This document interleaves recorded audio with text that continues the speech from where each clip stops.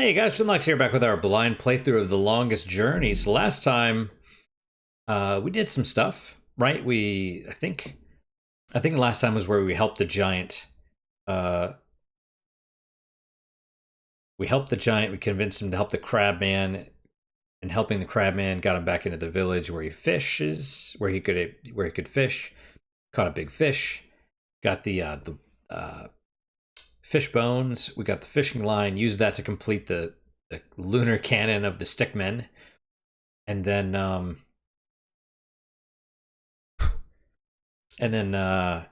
used that to get into the Elation village, where we fulfilled, I guess, the first prophecy of the Windbringer by flying without wings. And then now we have to see the teller, but the guard won't let us in until we can basically prove that we know the stories, the Elation stories. So there's four of them. Conveniently, there is four people, and so presumably we have to do that. Presumably we have to learn one from each person. I suspect in her case.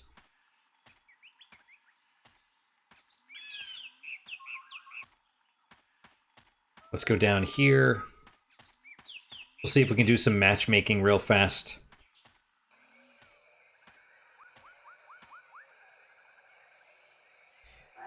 It's an elation.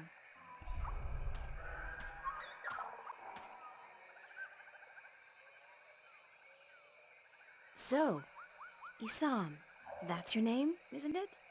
Yes, Isam of Tamar. A good-looking guy like you must get a lot of attention from the girls, right? Are you asking me for courtship? Me? No. Wings don't do anything for me. No, I was just thinking, maybe you had your eye out for somebody special? I'm without a mate. The women of Tamar are cold and unfriendly, and whenever I try to talk to one of them, she ignores me. Huh. Even Nima? Nima? No, she's too pretty for me. She won't appreciate my attention. This is like high school.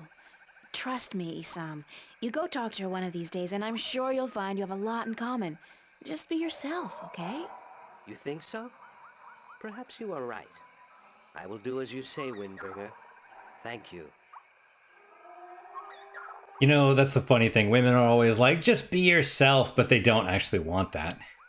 Anyway, I mean, the thing is, they want someone who is themselves, but they want, basically Henry Cavill, rich, handsome, muscular. You know what I mean? Anyway, Do you know one of the four tales of winds, stars, sea, and homecoming? Mine is the tale of winds, Windbringer. Do you wish to hear it? sure. Very much.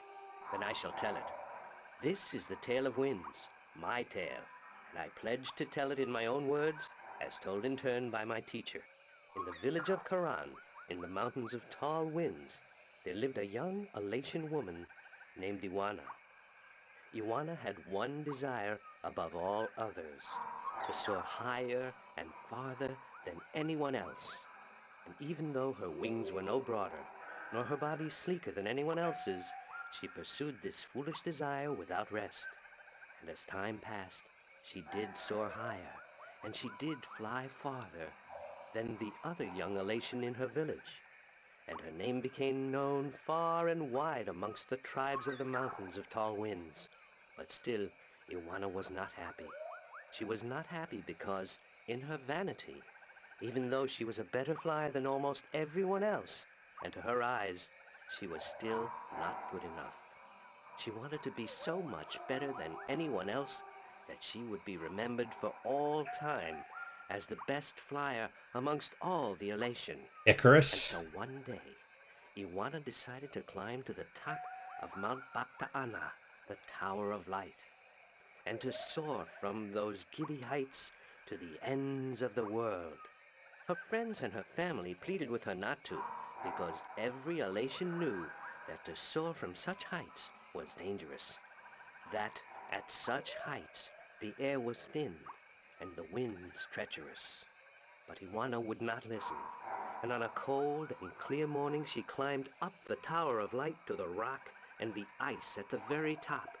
From there she could see to the ends of the world, and it brought tears to her eyes to know that now, finally, she would be greater and better than any elation before her. And so Iwana spread her wings and leaped off the mountain. Those who watched her from far below said that for a split moment Iwana soared, and she soared higher and farther than any elation before or since. But then the treacherous winds caught a hold of her, and the thin air made her plummet towards the ground, and to fall to her death amongst the rocks at the base of the mountain. In her vanity, Iwana could not see beyond her desire to be the very best. And vanity always stands to fall. That was the tale of winds, my tale, and I told it in my own words, as told to me in turn by my teacher. Hmm. Neat. Thanks for your help. Ah, you only get one telling. Good enough. I wonder if you actually have to remember, or if April will just know. That's good. So it's like, hopefully they don't be, hopefully they're not like, that was a loon. Hopefully they're not like, what was it? Hopefully they don't ask,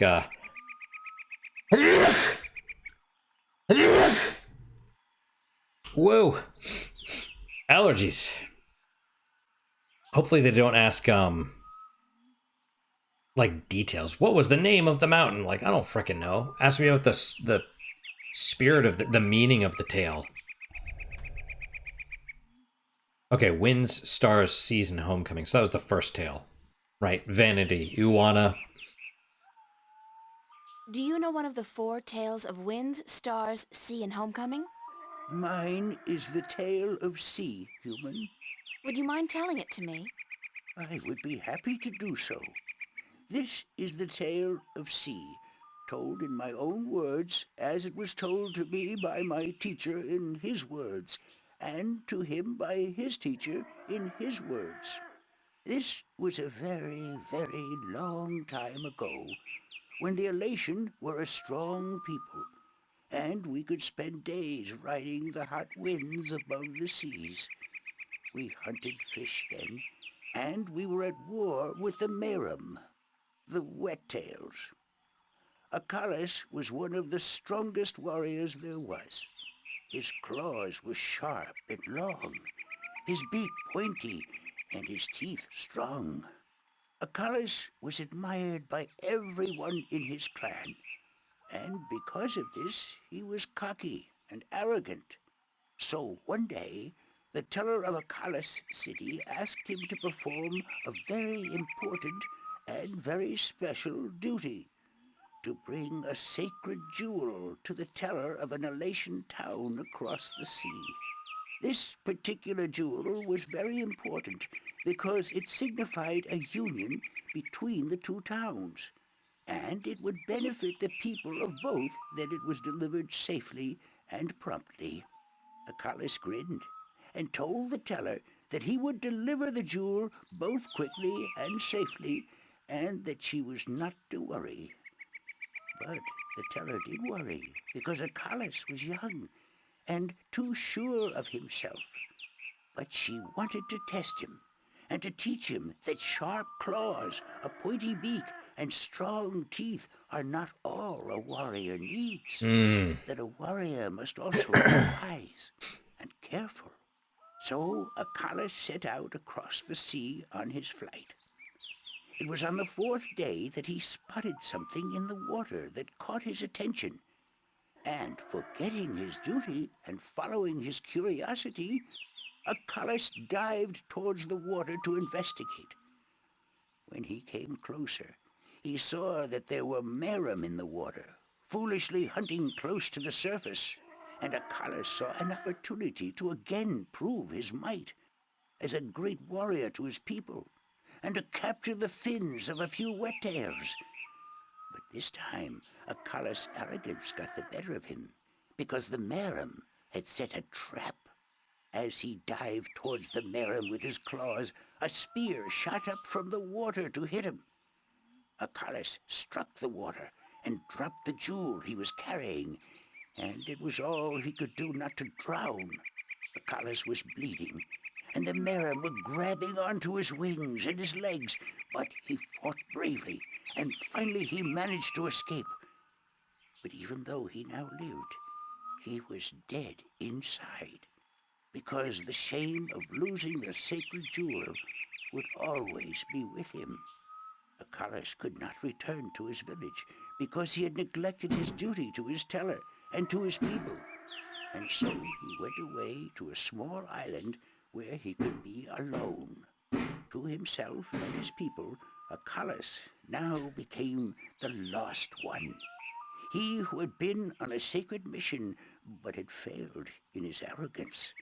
A year passed, and one day Achilles met with human traders from a ship that came close to his island. From the traders, Achilles heard speak of a hideous creature that lived in the sea, the Octowoe.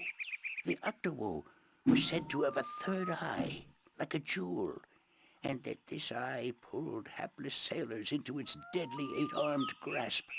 Achilles knew immediately that the Octowoe's third eye had to be the jewel that he lost in the sea a year ago, and he now saw the opportunity to redeem himself. But elation were not used to water, and the thought of submerging himself in the cold, harsh ocean chilled Achilles to his heart. But he was the lost one, and if in his death he could at the very least redeem himself, to his own heart then it would be worth it. So Achilles fashioned himself a spear, because in the water his claws and his beak would be too slow, and he flew out to where the Octowoe was last seen. And then Achilles dived into the sea. The dark water closed in on him, and his wings and legs went numb. But still Achilles kept pushing down until he saw the lair of the Octowoe. Spotting Achilles, the Octowoe attacked, and Achilles saw the monster's third eye, his sacred jewel, shining bright in the darkness. And his heart was filled with a sense of duty and courage that he had never felt before. But as he began fighting the eight-armed monster, Achilles realized that if he were to fight like he usually did, he would not stand a chance. He would have to think differently. And so Achilles tricked the Octowoe into following him through a tight chasm where the monster got stuck. And then he swam above it, and using his spear, tipped a rock on top of the Octowoe. Swimming back down again, the Octowoe was flailing helplessly. Now, almost out of air, Achilles took the sacred jewel from the Octowoe's head and swam back up. Finally, Achilles could deliver the sacred jewel to the town across the sea. And upon returning to his village, he went to the teller, bowed his head, and said, "Forgive me, teller, for in my arrogance I thought I could do everything. But I could not, and I became the lost one because of it." "You were lost," said the teller, "but you are no more, because now you see the limits of your own strength, and you will know that a warrior must be careful and wise, in addition to being strong and fierce." This was the tale of C, and I told it in my own words, as told to me by my teacher. I like that. It's an old elation man. I like that a lot. I don't know if you heard that. So Manny went into the guest bathroom and was messing about with the trash can. It's little... It's empty, but for whatever reason, he wants to tip it over every once in a while. So we've heard the tale of winds and sea and the tale of... I wonder if this is supposed to be like for April, basically. But, you know. So the first tale, winds, was vanity, like kind of like Icarus, but she wanted to go high and fast, and instead of being burnt by the sun and plunging to her death, the air was thin and the winds were treacherous, and she fell to her death. So same deal. And then C was, these are all like, fables kind of.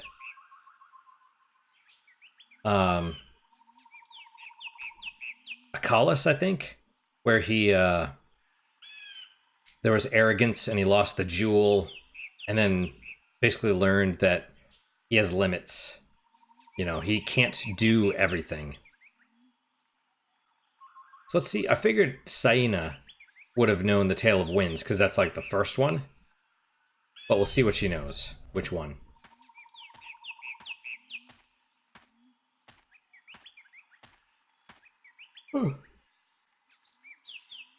Hi, Saina.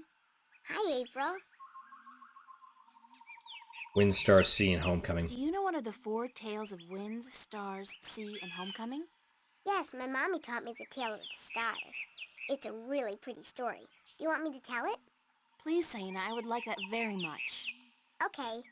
This is my tale, the tale of stars, and I tell it to you in my own words, as it was told to me by my teacher, in her words. In the small village of Jinjay near the rumbling hills of Onion, there lived a girl called Mona. She was a curious girl, and she would always get in the way of grown elation. Go play somewhere else, they would say to Mona, but she didn't want to play with the other children. She wanted to be where the grown-ups were, to see what they were doing, and learn from them. But one day, after getting many complaints from the pottery makers and guardsmen and traders and soldiers in the village, Mona's mother told her that she wasn't to interfere with the grown-ups anymore, and that instead she could go play with the other children, or sit still and draw or work with clay. But Mona was always curious, and now, since she wasn't to be among the grown elation anymore, she decided to go exploring the forest that lay just outside of the village of Jinjay. She had many times been forbidden to enter the forest because it could be a dangerous place, but Mona was very curious. Like 7 Deadly Of course, Sins. she wasn't planning on going far into the forest, but then her eye caught sight of a white flufftail hopping through the tall grass, and Mona, curious as ever, gave chase. The flufftail ran away into the forest, and Mona followed, blind to where she was going, and interested only in catching the white flufftail so that she could keep it as a pet. But then, after a good while, the flufftail disappeared into a hole in the ground, leaving Mona alone in a small clearing, somewhere deep inside the forest. She was exhausted after running after the flufftail for so long, and as she looked around the clearing at the unfamiliar trees and flowers, she realized that she hadn't been paying attention to where she was going. Not for the first time, her curiosity had gotten the better of her, but this time it was serious. Mona was too young to fly, and she had very little sense of direction, and chasing the white flufftail had made her dizzy and tired.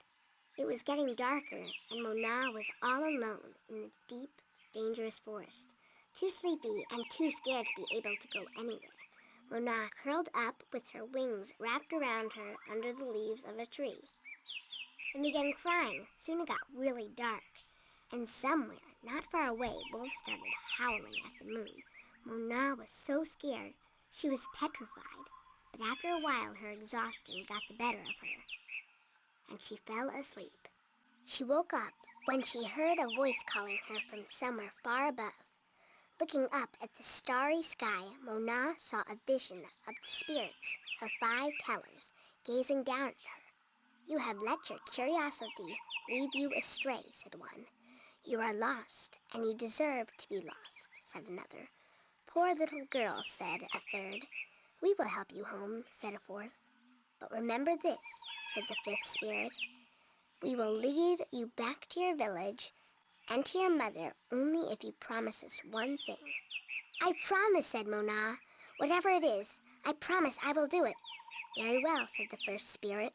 "You will make the story of this night into your own tale, and you will call it the Tale of Stars. It will be a tale to warn the curious to be careful," continued the 3rd spirit, "and to not let their curiosity get the better of them." "And," said the 2nd spirit, to remind the elation that the spirits of their tellers watch out for them when they most need it. And so the spirits of the 5 tellers guided Mona through the forest, and by dawn she was home.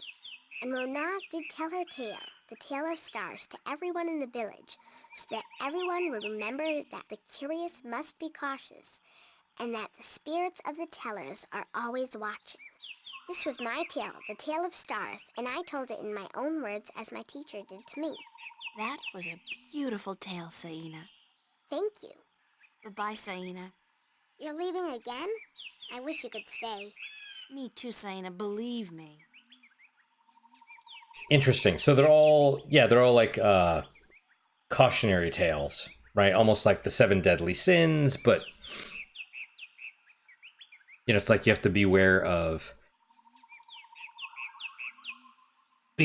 vanity, beware of curiosity, beware of arrogance, and whatever homecoming is. Let's see what she says.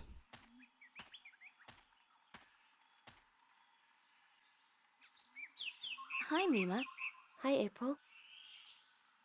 Oh, I don't get to say anything. I don't get to be like, hey, I talked to so and so. Do you know one of the 4 tales of winds, stars, sea, and homecoming? I had to learn the tale of homecoming. It took a long time, but I think I got it now. I'm better with pottery than I am with the tales, unfortunately. Do you want to hear it? Please. Very well. This is the tale of homecoming, my tale, and I shall tell it in my own words as told to me by my teacher, in her words, and by her teacher in turn. Moran was a handsome young Elation man with strong wings and a hardy beak. He lived below the white cliffs, where the water was salty and the fish plentiful. Moran was betrothed to Inara, the loveliest girl there ever was. She was fair and slender and tall, and her eyes were the clearest shade of blue. But Moran was hesitant to enter into union with Inara, to become her husband and to give her children. He would always come up with a new excuse for why they had to wait a little while longer. Now, Anara was skilled at pottery, but even more so with stories, and the teller of the village had many times asked Anara to be her apprentice, to learn all the tales, so that someday she could take over as the teller. But Anara refused, knowing that if she did accept the teller's offer, she would never be able to marry Moran, because a teller cannot have a husband nor children of her own. I see where Her this is refusal going. to become the teller's apprentice was unheard of, because who could refuse such an honor? But to Anara, love was more important. Her love for Moran was beyond honor, beyond reason. But despite Anara's love, Moran was still hesitant. And then one day he told Anara, I am traveling on a pilgrimage to the far shores. I will be gone for some time. And while I am traveling, and in accordance with our traditions, I will be freed from our betrothal. Not until I come back will the bond between us be renewed. It was not unusual for a young Elation man at that time to go on a pilgrimage, and the bond between the betrothed would often be cut while he was away, to be formed again upon his return. But Inara was heartbroken, because she had thought that Moran would soon want to marry her. When Moran saw her tears, he said to her, Do not weep. When I come back, I promise I will marry you. Just wait for me, and stay with your pots, to make the time pass quickly. And then Moran left on his pilgrimage to the far shores. Many years went by, and Moran had exciting adventures on the far shores. But by and by, he began to long for home, and for Inara. And now he had finally realized that he loved her, and that he wanted to marry her. But when he returned, he could not find Inara amongst the pot makers. He went to visit her family, and they told him that, after waiting for many years, Inara accepted the teller's offer of apprenticeship, and that when the teller left on the last wind during the previous winter, Anara herself became the new teller. Angry, Moran made his way to the teller's nest, and when he saw Anara, he said to her, You promised me you would wait. But Anara did not say a single word in answer. She just turned around and lifted something wrapped in leaves from the cot behind her and gave it to Moran. Moran unwrapped the package, and inside he found an old pot, cracked and broken in two. What is this pot? He asked. And why did you not wait for me like I asked you to? And finally Anara spoke, and she said to Moran, I made this pot for you, my dear Moran, when you left, because I wanted it to be my marriage gift to you. But when many, many years passed, I finally realized that you did not love me the way I loved you, and to live hoping otherwise would be death. But I want to marry you, cried Moran. I came back. But Inara just nodded at the broken pot in Moran's hands and said, like an old pot that is left without care, a heart may break in two, and a broken heart can never be mended. And so Inara turned away, never to speak with Moran again. And Moran's heart, like the pot that was left untended, broke in two, because absence makes a heart brittle. This was the tale of homecoming, my tale, and I told it in my own words as told to me by my teacher, and as I will tell it to my student when the time comes. Bye, Nima. Goodbye, April. Dark. But yeah, so that is... So that's where I thought it was going to go, right? But it was interesting because the tale basically told both sides, right? So it was like... Because I thought it was going to be about... You know, it's like you should... The folly of waiting, right? It's hard to say what the specific sin was, I guess, in that case. Because that one has a lot. It's got a lot going on, right? So Moran was... He didn't love her in the way that she loved him, but then he went away, and it's the whole absence makes the heart grow fonder thing. He's like, oh yeah, you know, I do love her. She was a good girl. And then came back, but he had missed his chance, basically, right? Very similar to what's going on with women these days. They're wasting their youth, and then they get, you know, into their 30s, and they're like, all right, I'm ready to settle down, but I can't pair bond because, you know, I've been ran through so much. I gave it away to people that didn't deserve it without any sort of commitment, you know? And they don't appreciate the dudes that are there, so... But, yeah. He ignored her, and her heart broke in two. And then she's like, yeah, I couldn't keep waiting for you. You know?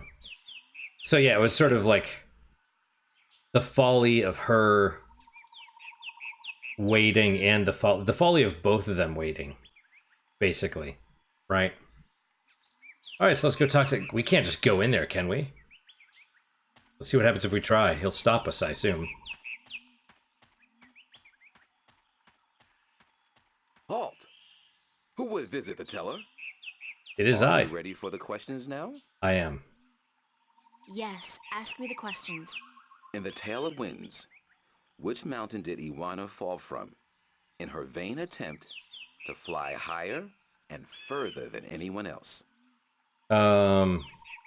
Yeah, I remember the Tower of Light. I don't remember. Obviously, it's not Everest or Kilimanjaro. Bactaana. Mount Bactaana, the Tower of Light. That is correct. In the Tale of Stars, what did Mona see in the sky that helped her find her way home? 5 tellers. Well, the spirits. Spirits of 5 tellers. The spirits of 5 tellers. That is correct. In the Tale of Sea, what creature did the Lost One battle in his quest to recover the sacred jewel? I mean, it was a... Yeah, the Octowo. Octopus, but evil. The Octawo? That is correct. My final question to you is this. In the Tale of Homecoming, what was given to Moran by his teller when he returned from his pilgrimage? Okay, question. I mean, I saw this earlier as well, but it's like, is Moran supposed to be Moron? Is Moran supposed to be moron? You know what I mean? It's supposed to be like dumbass. A broken pot. Teach him that absence may break a heart in two, yeah. A broken pot. To teach him that absence may break a heart in two. You have correctly answered all my questions. and so have proven your knowledge of the four tales. You are the Windbringer. The teller would see you presently. Not a great test of the prophecy. You know, hey, listen to the four tales and...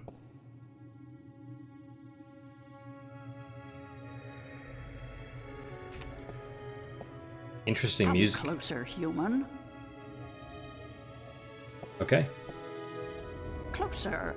I cannot see your face. I thought she was blind. How did she know I was the human anyway? Closer still. Come sit here by me.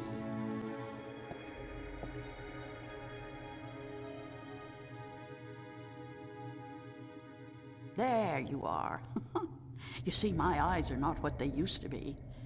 Ages ago, I could spot a ladybug crawling up a straw of grass from 15 tree lengths up.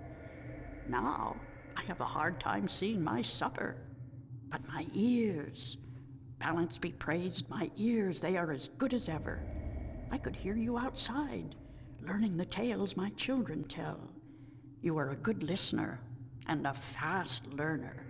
They were interesting stories, and your people told them well. Agreed. That is what we do.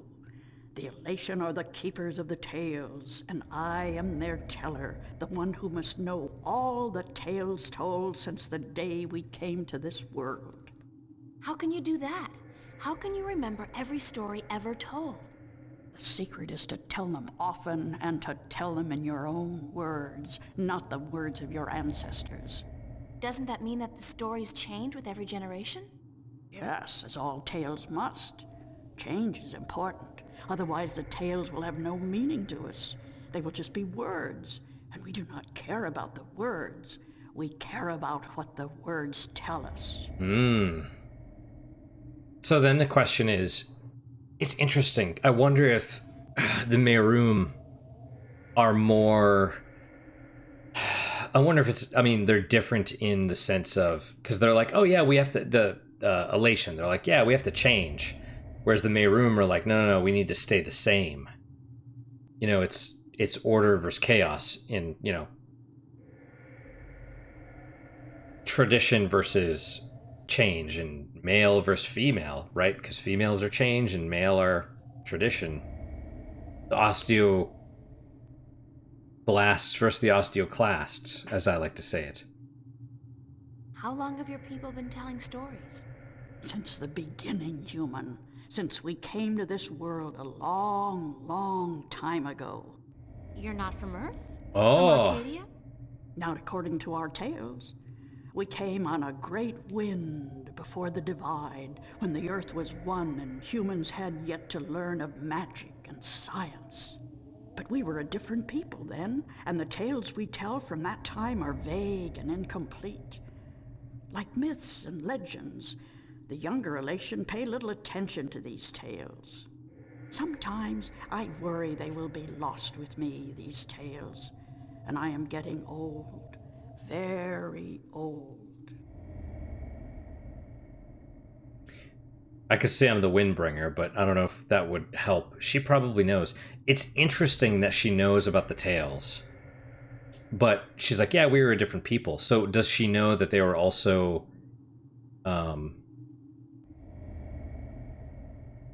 once the same race, I guess, as the... or species?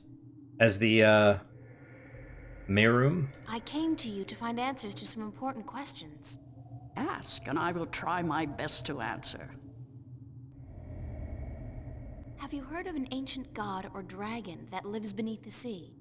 Once, long ago, when my people lived in harmony with the Merum, there were stories of an old god worshipped by the Merum who resided deep in the darkest depths of the ocean. According to legend, the old god had once brought the Merum into their realm, into the ocean, and he was now sleeping, resting before the journey back. Back where? To a great ocean amongst the stars.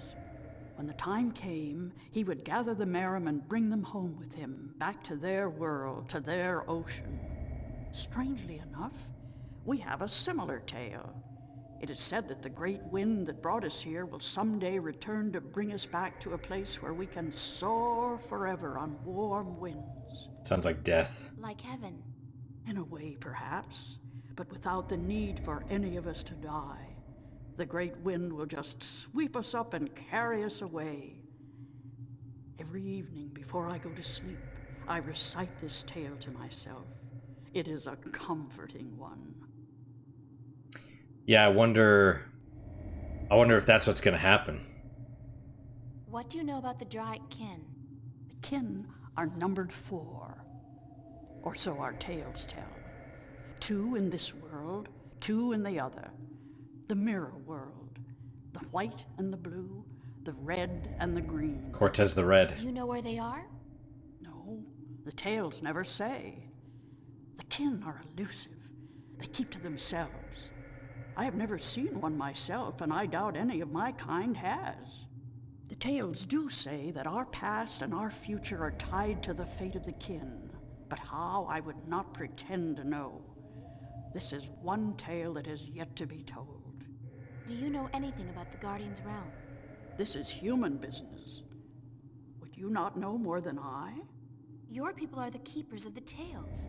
You remember more than humankind has forgotten. Please, I need to hear what you know. That is very little. The Guardian's realm is home to the Guardian in his tower. No one is permitted within except the Guardian who was, the Guardian who is, and the Guardian who will be. And of course the Dryad kin, who were instrumental in its making. Have you ever heard of the existence of a hidden entrance to his realm? Oh, yes. Yes, I have heard tell of such a thing, though I would not know where it is. I gather that one of the kin may be able to tell you. Thank you. I don't have any more questions. I am glad I could help you with some answers. I'm the Windbringer. I know you are.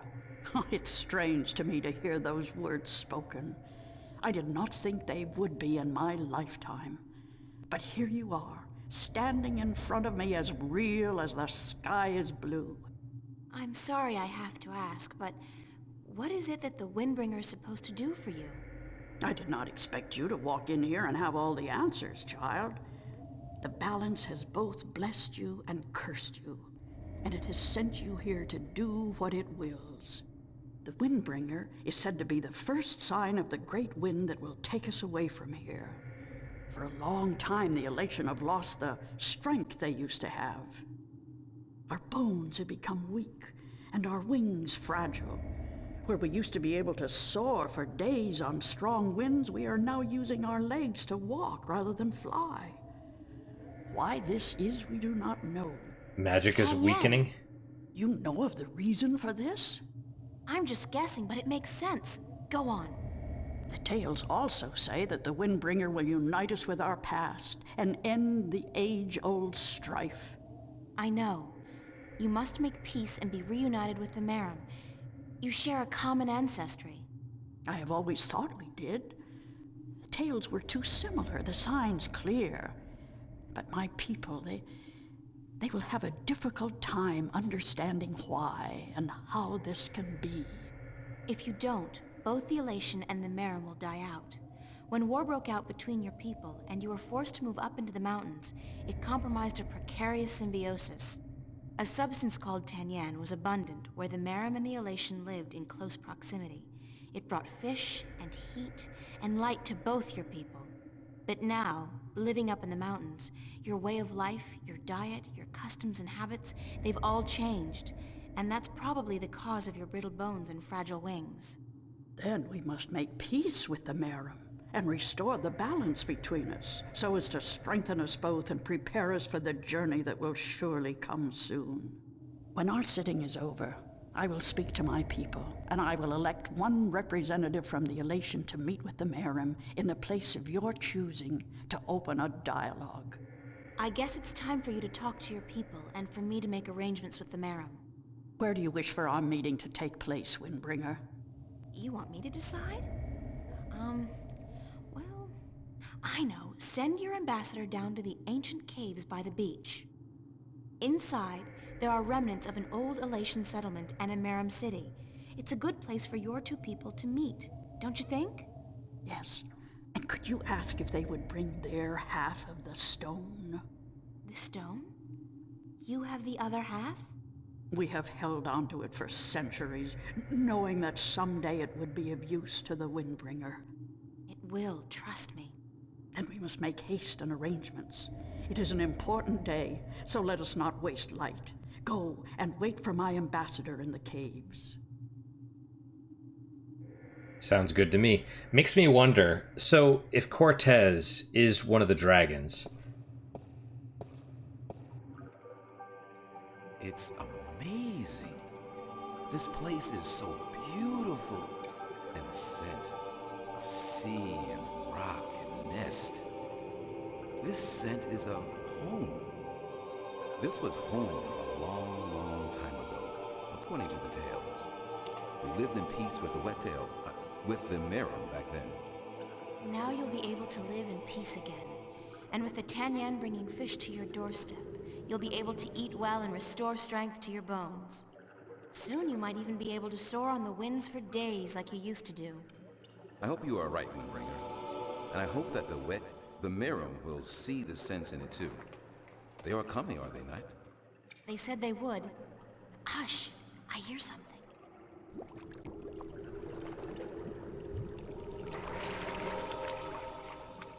How are they going to We are speak? here, Water Stiller, as was promised.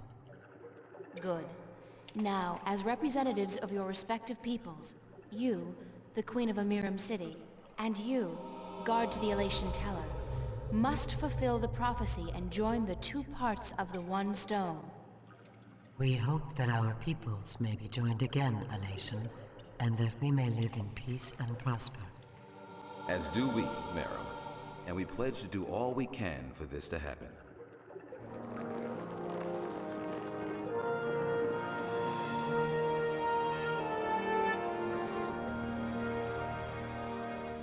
The stone is now whole, Windbringer, and the Elation and the Merum will once again be as one. You may take it with you. Thank you. The both of you. Come now, April, and we will take you to our sleeping god. May his wisdom guide you and lead you down the right path. Yep.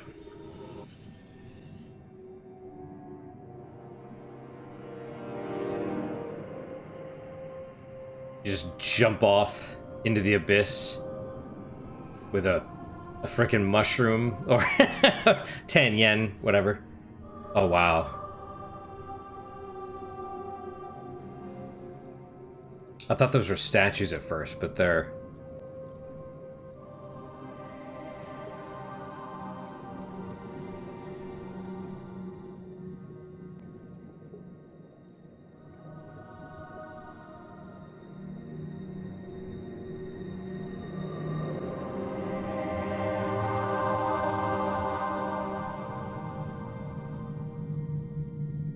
Yeah, it's like, what the hell am I looking at?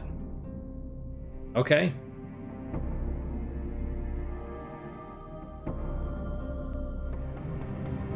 Sand, sand, sand, large rock.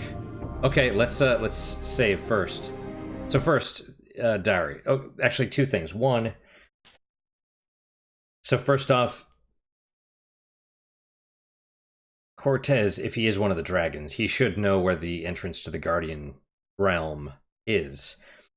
But they also said, the teller also said that the only people that are welcomed there, basically that can get into the Guardian's Tower, are the previous Guardian, the current Guardian, and the future Guardian, right? So that means, aside from April, there's still two other people. The one that left, that was captured, and, well, theoretically, the previous Guardian, you'd think he'd be dead, because that was like 200 years ago. But then it's like the person they captured, I thought was Charlie. First I thought it was Cortez. Then I thought it was Charlie based on the clothes. And the whole spirit thing. But now it's like, well, if the dragon can get inside the Tower of the Guardian, then it would make more sense for that to be Cortez that was captured. It's just crazy. You know, it's like the CG, I can't tell who it is based on, you know, anyway. Okay, Saturday late afternoon. The Merum and the Elation are well on the road to forging a lasting union, and I hope this will bring prosperity to them both. They suffered enough as it is, and I'm happy I had a chance to help them come to terms with their past and to face the future together. Okay, April's getting a little sentimental here, but who can blame me? I worked hard to get them talking, damn it, so I deserve a little credit. At any rate, their journey continues, this time into the lair of the Merum's sleeping god. Unfortunately, the Elation weren't able to tell me as much as I would have liked, but at least I have another stone now. That makes 2. And I'm pretty certain this god, this Drikekin, will be able to help me out with some definite answers. I deserve that too. Okay, and there's the Elation Stone. It's the second half of the piece of the stone disc entrusted to the Elation and the Merum a long time ago. Indeed. Nope, can't bind them yet. Oh, the leaf potion's gone too. Alright, so we still need bind magic and invisibility. Right on. Alright, well, let's save. So this time we actually didn't do a whole lot, but we did a lot at the same time, right? So, listened to all the stories, got in to see the teller, learned some things, and now reunited the Merum and the Elation, hopefully, right? I mean, it's not that easy, but they both, you know, it's for their own good. So that is it for today. I think I was, oh, that's the wrong button. I think I wanted to do one more, but I'm tired, so probably stop for today. I've recorded, I don't know how many episodes today, 5 or 6 maybe. Well, hang on. 6? Is that 6? Yeah, okay. Anyway, that's enough. So that is it. Like I said, that's all for today. Thank you guys so much for your time and attention. Really do appreciate it. Really hope you guys are enjoying these episodes. Oh, before I quit, I want to do the unique positive moment. What was it? Questions, comments, concerns, good, better, and different. Let me hear them. I do read all of them. I do try and respond to all of them as well. What is your guys' unique positive moment for today? For me, this is it's a dumb one, but I love this unironically. I have an emotional support pickle. It's something I saw as like a gag gift off online, but I actually really like it. It's literally just a little pickle. It has a little button. There's batteries here in the back and a little speaker, and it is inspirational. Let me see. I've hit it a few times, so we're probably going to get to a pickle pun. Not all of them are pickle related, but many of them are, so I guess we could see. Don't be pushed around by the fears in your mind. Be led by the dreams in your heart. Isn't that nice? It's really inspirational. It's funny though, because I like this so much, I got one to bring into work. And then I'm like, I really like this. I want one of my own. And what's strange is, like, I've heard the ones that this is saying, there's supposedly 100 things that it says. And the ones that I'm hearing here are not the same ones that I'm hearing there. And I've heard the ones at work, I've heard some of the same ones. So it's really nice. It's really nice. It's like calming in a weird way. I have weird things. But yeah, that's my unique positive moment. It's Dr. Dingus is the brand. They also make the tiniest violin in the world, which is like, I don't know, it's a small little violin, and you hit it and it plays the little sad thing from SpongeBob or whatever. So, and there's a bunch of other pickles too. There's like we found it because we were looking for like a magic 8-ball, and all of a sudden it's like the magic 8 pickle, and I'm like, wait, what? So that's how we came across that one. We got a mystic pickle as well. The mystic pickle is like, you answer the questions, it's like, not today, sucker. So it's pretty funny. I recommend them. But that's my unique positive moment. Hopefully your guys just as good, if not better. Hopefully better, of course. And I hope to see you guys next time. Till then, guys, take care.